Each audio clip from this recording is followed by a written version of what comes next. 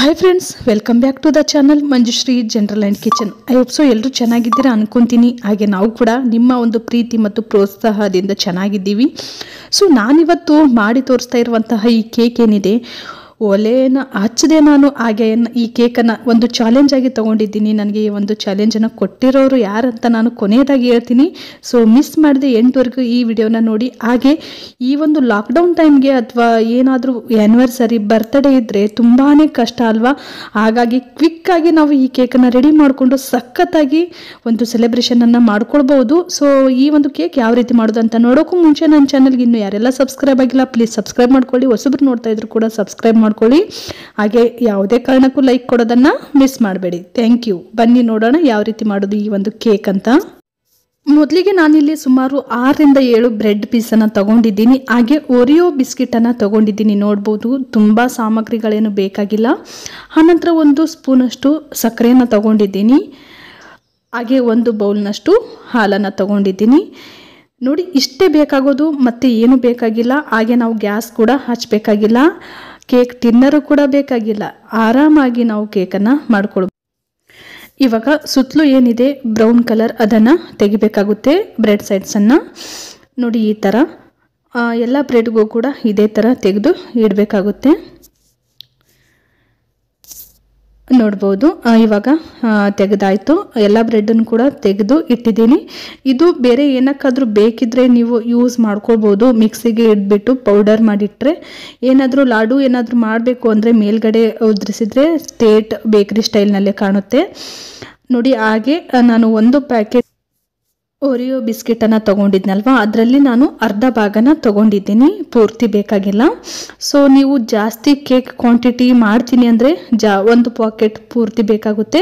ಇವಾಗ ನಾನು ನೋಡಿ ಈ ಓರಿಯೋ ಬಿಸ್ಕೆಟ್ ಏನಿದೆ, ಈ ಕ್ರೀಮನ್ನು ಸಪ್ರೇಟ್ ಮಾಡ್ಕೊತೀನಿ. ಎಲ್ಲ ಬಿಸ್ಕೆಟ್ಗಳನ್ನು ಈ ಥರ ನೋಡಿ ಓಪನ್ ಮಾಡ್ತಾ ಇದ್ದೀನಿ. ಒಳಗಡೆ ಏನು ಕ್ರೀಮ್ ಇದೆ ಅದನ್ನು ನಾವು ನೀಟಾಗಿ ತೆಗಿಬೇಕಾಗುತ್ತೆ. ಕೆಲವೊಂದು ಕ್ರೀಮ್ ಒಡೆದೋಗಿದ್ರೆ ಏನೂ ತೊಂದರೆ ಇಲ್ಲ, ಅದು ತಲೆ ಕೆಡಿಸ್ಕೋಬೇಡಿ, ಹಾಗೆ ಬಿಟ್ಬಿಡಿ. ಇವಾಗ ಎಲ್ಲ ಬಿಸ್ಕೆಟ್ಗಳು ಕೂಡ ನಾನು ತೆಗೆದು ಇಟ್ಟಾಯಿತು. ಆನಂತರ ಇವಾಗ ನಾನು ಒಳಗಡೆ ಏನಿದೆ ಕ್ರೀಮ್ ಅದನ್ನು ಸಪ್ರೇಟ್ ಮಾಡ್ತಾ ಇದ್ದೀನಿ. ನೋಡ್ಬೋದು ಎಷ್ಟು ನೀಟಾಗಿ ಬರ್ತಾ ಇದೆ ಅಂತ. ತುಂಬಾ ಸ್ಮೂತ್ ಆಗಿರುತ್ತೆ ಕ್ರೀಮ್. ನೀವು ಸ್ವಲ್ಪ ನಿಧಾನವಾಗಿಯೇ ತೆಗೀರಿ. ನೋಡಿ, ಕೆಲವೊಂದು ಒಡೆದೋಗ್ಬಿಟ್ಟಿದೆ ಆಲ್ರೆಡಿ. ಇವಾಗ ಎಲ್ಲ ಏನಿದೆ ಕ್ರೀಮ್ಗಳನ್ನು ನಾನು ತೆಗೆದು ಇಡ್ತೀನಿ ಇದೇ ಥರ. ಇವಾಗ ನಾವು ಈ ಒಂದು ಓರಿಯೋ ಬಿಸ್ಕಿಟನ್ನು ಕ್ರೀಮ್ ಸಪ್ರೇಟ್ ಮಾಡಿದ ಏನು ಬಿಸ್ಕಿಟ್ಸ್ ಇದೆ ಇದನ್ನು ನಾನು ಮಿಕ್ಸಿ ಜಾರ್ಗೆ ಹಾಕೊಂಡ್ಬಿಟ್ಟು ಪೌಡರನ್ನು ಮಾಡ್ಕೊಂಬರ್ತೀನಿ. ನೋಡಿದ್ರಲ್ಲ ಫ್ರೆಂಡ್ಸ್, ಯಾವ ಥರ ಕ್ರೀಮ್ ತೆಗಿಯೋದು ಅಂತ. ಸ್ವಲ್ಪ ನಿಧಾನವಾಗಿಯೇ ಕ್ರೀಮ್ ತೆಗೀರಿ. ಇವಾಗ ಇದನ್ನು ನಾನು ಮಿಕ್ಸಿಗೆ ಹಾಕ್ಬಿಟ್ಟು ಈ ಥರ ಪೌಡ್ರನ್ನು ಮಾಡಿದ್ದೀನಿ, ನೋಡ್ಬೋದು. ಸೊ ಇದನ್ನು ನಾನು ಒಂದು ಬೌಲ್ಗೆ ಹಾಕ್ಕೊಳ್ತಾ ಇದ್ದೀನಿ. ಸೊ ಬೌಲ್ಗೆ ಹಾಕ್ಕೊಂಡಾದಮೇಲೆ ನಾನು ಇದಕ್ಕೆ 1 ಕಪ್ ಹಾಲು ತೊಗೊಂಡಿದ್ನಲ್ವ, ಸೊ ಆ ಹಾಲಿನಲ್ಲಿ ನಾನು ಅರ್ಧ ಭಾಗನ ಇವಾಗ ಹಾಕ್ಕೊಳ್ತಾ ಇದ್ದೀನಿ. ಸೊ ನೋಡಿಬಿಟ್ಟು ಹಾಕ್ಕೊಳ್ಬೇಕು, ಸಡನ್ನಾಗಿ 1 ಕಪ್ ಕೂಡ ಹಾಕ್ಕೊಳ್ಬಾರ್ದು. ಯಾಕಂದರೆ ನಮಗೆ ಯಾವ ಒಂದು ಅಳತೆನಲ್ಲಿ ಬೇಕಾಗಿರುತ್ತೋ ಪೇಸ್ಟ್, ಆ ಒಂದು ಅಳತೆ ಅಷ್ಟು ಹಾಲನ್ನು ಹಾಕ್ಕೊಳ್ಬೇಕಾಗುತ್ತೆ. ಇವಾಗ ನಾನು ಸ್ವಲ್ಪನೇ ಹಾಲು ಹಾಕ್ಕೊಂಡ್ಬಿಟ್ಟು ಎಲ್ಲ ಈ ಒಂದು ಓರಿಯೋ ಬಿಸ್ಕೆಟ್ ಏನಿದೆ ಪೌಡರ್ ಅದನ್ನು ಮಿಕ್ಸ್ ಮಾಡ್ಕೊತಾ ಇದ್ದೀನಿ. ಮತ್ತು ಇನ್ನೊಂದು ಸ್ವಲ್ಪ ಹಾಲು ಬೇಕು ಅನ್ನಿಸಿದಾಗ ನಾನು ಮತ್ತೆ ಒಂದು ಸ್ವಲ್ಪ ಹಾಕಿಬಿಟ್ಟು ಚೆನ್ನಾಗಿ ಮಿಕ್ಸ್ ಮಾಡ್ಕೊತಾ ಇದ್ದೀನಿ. ಒಂದು ಒಳ್ಳೆ ಅಳತೆನಲ್ಲಿ ರೆಡಿ ಆಗಬೇಕು. ಹೊರಗಡೆ ನಾವು ಕ್ರೀಮ್ ಏನಾದರೂ ತಂದರೆ ಯಾವ ರೀತಿ ಇರುತ್ತೋ ಅದೇ ರೀತಿಯಲ್ಲೇ ರೆಡಿ ಆಗಬೇಕು. ಚೆನ್ನಾಗಿ ತಿರುಗಿಸಿ ನೋಡಿ, ಈ ಥರ ಆವಾಗಲೇ ಒಂದು ಹದವಾಗಿ ರೆಡಿ ಆಗುತ್ತೆ. 1 ಸ್ಪೂನ್ ಸಕ್ಕರೆಯನ್ನು ತಗೊಂಡಿದ್ದೆ. ಆ ಸಕ್ಕರೆಗೆ ನಾನು ಸ್ವಲ್ಪ ನೀರನ್ನು ಹಾಕಿಬಿಟ್ಟು ಶುಗರ್ ಸಿರಪ್ಪನ್ನು ಮಾಡ್ಕೊಳ್ತಾ ಇದ್ದೀನಿ. ಮತ್ತೇನು ಇದಕ್ಕೆ ಏನು ಆ್ಯಡ್ ಮಾಡಬೇಕಾಗಿಲ್ಲ. 1 ಸ್ಪೂನ್ ಸಕ್ಕರೆ, ಆಮೇಲೆ 1 ಸ್ಪೂನಷ್ಟು ನೀರು ಹಾಕಿಬಿಟ್ಟು ಇದನ್ನು ಕೂಡ ನಾವು ಚೆನ್ನಾಗಿ ಕಲಸಿ ಸಿರಪ್ಪನ್ನು ರೆಡಿ ಮಾಡ್ಕೊಳ್ಳೋಣ. ಸೊ ಇವಾಗ ಸಿರಪ್ ಕೂಡ ರೆಡಿ ಆಯಿತು. ಬನ್ನಿ ಕೇಕ್ ಮಾಡ್ಕೊಳ್ಳೋಣ ಯಾವ ರೀತಿ ಅಂತ. ಇವಾಗ ನಾನು ಒಂದು ಪ್ಲೇಟನ್ನು ತೊಗೊಂಡಿದ್ದೀನಿ. ಆ ಪ್ಲೇಟ್ ಮೇಲೆ ಬ್ರೆಡ್ ಇಡ್ತಾ ಇದ್ದೀನಿ, ಬ್ರೆಡ್ ಪೀಸಸ್ ಏನಿದೆ. ಸೊ ಆ ಬ್ರೆಡ್ ಮೇಲೆ ಶುಗರ್ ಸಿರಪ್ ಏನಿದೆ ಅದನ್ನು ಹಾಕ್ಕೊಳ್ತಾ ಇದ್ದೀನಿ. ಎಲ್ಲ ಕಡೆಯೂ ಕೂಡ ಸ್ಪ್ರೆಡ್ ಮಾಡಬೇಕು. ನೋಡಿ, ಈ ಥರ ಸ್ಪ್ರೆಡ್ ಆದ ನಂತರ ನಾವು ಇದಕ್ಕೆ ರೆಡಿ ಮಾಡ್ಕೊಂಡಿರೋ ಓರಿಯೋ ಬಿಸ್ಕೆಟ್ ಏನು ಕ್ರೀಮ್ ಇದೆ ಆ ಒಂದು ಕ್ರೀಮನ್ನು ಎಲ್ಲ ಕಡೆಯೂ ಕೂಡ ಸ್ಪ್ರೆಡ್ ಮಾಡ್ತಾ ಇದ್ದೀನಿ ಬ್ರೆಡ್ ತುಂಬ. ನೋಡ್ಬೋದು ಈ ಥರ ಸ್ಪೂನ್ ಸಹಾಯದಿಂದ ನಾವು ಈ ಒಂದು ಕ್ರೀಮನ್ನು ಎಲ್ಲ ಬ್ರೆಡ್ಗೆ ಸ್ಪ್ರೆಡ್ ಮಾಡ್ಕೊಳ್ಬೋದು. ತುಂಬಾ ಈಸಿ ಫ್ರೆಂಡ್ಸ್. ಇದು ನಿಮಗೆ ಟೈಮ್ ಇಲ್ಲ ಅಂದರೆ ಎಲ್ಲಪ್ಪ ಕೇಕ್ ಮಾಡಿಕೊಂಡು ಕುಂತ್ಕೊಳ್ಳೋದು ಅಂತ ಅನಿಸಿದರೆ ಈ ಥರ ಕೇಕ್ ಮಾಡಿಕೊಂಡು ತಿನ್ನಿ, ಅಥವಾ ಮಕ್ಕಳಿಗೆ ಮಾಡಿಕೊಡಿ. ತುಂಬ ಹೆಲ್ತಿಯಾಗೂ ಇರುತ್ತೆ, ಅಥವಾ ನಿಮಗೆ ದುಡ್ಡು ಕೂಡ ಸೇವ್ ಆಗುತ್ತೆ ಅಂತಲೇ ಹೇಳ್ಬೋದು. ಸೊ ನಿಮಗೆ ಖಂಡಿತ ಇಷ್ಟ ಆಗುತ್ತೆ ಈ ಒಂದು ರೆಸಿಪಿ ಅಂತ ನನ್ನ ಭಾವನೆ. ಏನಂತೀರಾ ನೀವು ಕಮೆಂಟ್ ಸೆಕ್ಷನಲ್ಲಿ ತಿಳಿಸಿ. ನೋಡಿ, ಎಲ್ಲ ಬ್ರೆಡ್ಗಳನ್ನು ಇದೇ ಥರ ನಾನು ಒಂದರ ಮೇಲೆ ಒಂದು ಇಟ್ಬಿಟ್ಟು ಈ ಒಂದು ಶುಗರ್ ಸಿರಪ್ ಸ್ಪ್ರೆಡ್ ಮಾಡ್ತಾ ಇದ್ದೀನಿ. ಆನಂತರ ನಾನು ಓರಿಯೋ ಬಿಸ್ಕೆಟ್ ಕ್ರೀಮ್ ಏನಿದೆ ಆ ಕ್ರೀಮನ್ನು ಕೂಡ ಹಚ್ತಾ ಇದ್ದೀನಿ. ಆಮೇಲೆ ಹೇಳಬೇಕು ಅಂದರೆ ನಿಮಗೆ ಇದೇ ಥರ ನೀವು 4 ಭಾಗ ಬ್ರೆಡ್ಡನ್ನು ಇಟ್ಬಿಟ್ಟು, ಜಾಸ್ತಿ ಬ್ರೆಡ್ ಇದೆ ಮನೆಯಲ್ಲಿ ಅಂತ ಅಂದರೆ ನೀವು ದೊಡ್ಡ ಕೇಕನ್ನು ಮಾಡ್ಕೊಳ್ಬೋದು. ಬಟ್ ಇವಾಗ ನಾನು ಇಷ್ಟೇ ತೋರಿಸ್ತಾ ಇದ್ದೀನಿ. ನೀವು ಇದೇ ಥರ 4 ಭಾಗ ಬ್ರೆಡ್ಡನ್ನು ಇಟ್ಬಿಟ್ಟು ಸೇಮ್ ಇದೇ ಪ್ರೊಸೀಜರ್ನಲ್ಲಿ ಮಾಡಿ, ಏನು ಸೂಪರ್ ಕಾಣುತ್ತೆ ಅಂತೀರಾ. ಹಾಗೆ ಟೇಸ್ಟ್ ಕೂಡ ಸಖತ್ತಾಗಿರುತ್ತೆ. ನೋಡಿ, ಇವಾಗ ನಾನು ಎಲ್ಲ ಬ್ರೆಡ್ಗಳನ್ನು ಸೇಮ್ ಅದೇ ಥರನೇ ಕ್ರೀಮನ್ನು ಹಚ್ತಾ ಇದ್ದೀನಿ, ನೋಡ್ಬೋದು. ಇವಾಗ ಕಂಪ್ಲೀಟಾಗಿ ಕ್ರೀಮ್ ಹಚ್ಚಾಯಿತು. ಸೈಡ್ಗೆ ನಾವೇನಾದರೂ ಬಿಟ್ಟಿದ್ದೀವಿ, ಹಚ್ಚಿರಲಿಲ್ಲ ಅಂದರೆ ಇವಾಗ ಸೈಡ್ಗೂ ಕೂಡ ನಾನು ಆ ಕ್ರೀಮನ್ನು ಸ್ಪ್ರೆಡ್ ಮಾಡ್ತಾ ಇದ್ದೀನಿ, ನೋಡ್ಬೋದು. ಉಳಿದಿತ್ತು ಅಂದರೆ ಕ್ರೀಮ್ ಇತ್ತು ಅಂದರೆ ಸೈಡ್ಗೆ ಹಚ್ಚಿ, ಇಲ್ಲ ಅಂದರೆ ಬಿಟ್ಬಿಡಿ, ನಡೆಯುತ್ತೆ. ನೋಡಿ, ಇವಾಗ ಕಂಪ್ಲೀಟಾಗಿ ರೆಡಿ ಆಯಿತು. ಇದನ್ನು ಇವಾಗ ನಾನು ಸರ್ವಿಂಗ್ ಪ್ಲೇಟ್ಗೆ ಸರ್ವ್ ಮಾಡ್ತಾ ಇದ್ದೀನಿ.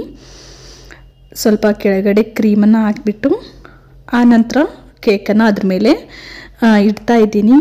ಕೇಕ್ ಅಂದಮೇಲೆ ಸ್ವಲ್ಪ ಡೆಕೋರೇಷನ್ ಇರಲೇಬೇಕು. ಸೊ ಹಾಗಾಗಿ ನಾನು ಆ ಕೇಕನ್ನು ಸರ್ವಿಂಗ್ ಪ್ಲೇಟ್ಗೆ ಇಟ್ಟ ನಂತರ ಸ್ವಲ್ಪ ಡೆಕೋರೇಷನನ್ನು ಮಾಡ್ತಾ ಇದ್ದೀನಿ. ಯಾವ ರೀತಿ ಮಾಡ್ತೀನಿ ಅನ್ನೋದನ್ನು ಕೂಡ ನೋಡಿ. ಅದಕ್ಕೂ ಕೂಡ ನಾನು ಬೇರೆ ಒಂದು ಸಾಮಗ್ರಿ ತಂದಿಲ್ಲ. ಸೊ ಓರಿಯೋ ಬಿಸ್ಕೆಟಿಂದನೇ ನಾನು ಮಾಡ್ತಾ ಇದ್ದೀನಿ. ಓರಿಯೋ ಬಿಸ್ಕೆಟ್ ಒಳಗಡೆ ಒಂದು ಕ್ರೀಮ್ ತೆಗೆದಿಟ್ಟಿದ್ದೆ ನಾನು. ಆ ಕ್ರೀಮನ್ನು ಒಂದು ಫ್ಲವರ್ ಥರ ಮಾಡ್ತಾಯಿದ್ದೀನಿ. ನನಗೆ ಯಾವ ರೀತಿ ಬರುತ್ತೋ ಆ ರೀತಿ ಮಾಡ್ತಾಯಿದ್ದೀನಿ. ಸೊ ನಿಮಗೆ ಸ್ವಲ್ಪ ಡಿಸೈನ್ ಏನಾದರೂ ಬರುತ್ತೆ ಅಂದರೆ ಆ ಒಂದು ಕ್ರೀಮಲ್ಲಿ ಮಾಡ್ಕೊಳ್ಬೋದು. ಸೊ ನಾನು ಸಿಂಪಲ್ಲಾಗಿ ಈ ರೀತಿ ಮಾಡ್ತಾಯಿದ್ದೀನಿ, ನೋಡ್ಬೋದು. ಒಂಥರ ಫ್ಲವರ್ ಥರ ಮಾಡಿ ಆ ಒಂದು ಕೇಕ್ ಮೇಲೆ ಇಡ್ತಾಯಿದ್ದೀನಿ.